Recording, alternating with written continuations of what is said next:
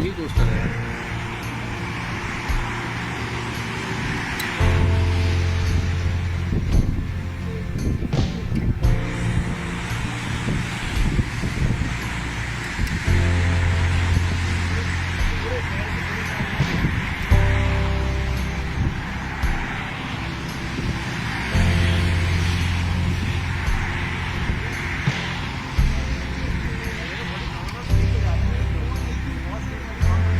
सजावट भी दिखानी है, करवाई है, ये चीज़ तो ये भी तो दिखानी है।